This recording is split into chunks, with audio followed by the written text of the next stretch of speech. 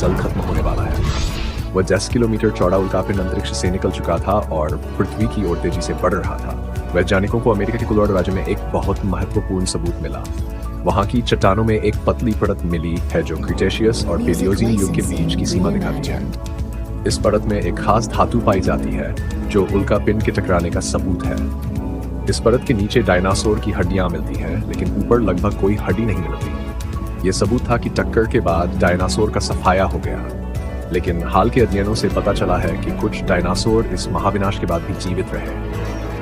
वैज्ञानिकों ने भूवैज्ञानिक अध्ययन, जीवाश्म प्रमाण और समुद्र की गहराई में ड्रिलिंग से टक्कर के बाद के हर पल का अंदाजा लगाया। जब उल्कापिंड वायुमंडल में दाखिल हुआ तो वह रगड़ से आग का गोला बन गया और पूरा आसमान चमका। उल्कापिंड ने पुरानी महाद्वीप और उसके पास के महासागर में टक्कर मारी, जो आज का उत्तरी अमेरिका है। इस टक्कर से निकली ऊर्जा 4 ट्रिलियन टन TNT बम जितनी थी।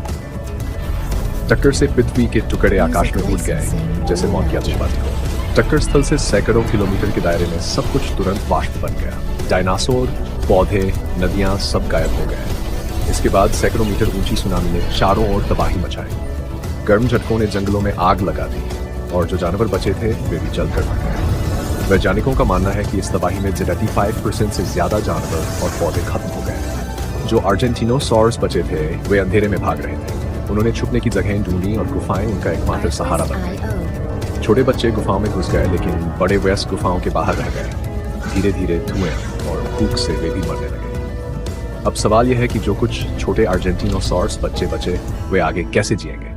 क्या उनकी जिंदगी में डायनासोर के बचने का रहस्य छुपा है? अगले भाग में हम उनकी कहानी का पीछा करेंगे और जानेंगे कि उन्होंने इस प्रलय से कैसे बचकर अपनी नस्ल को जिंदा रखा।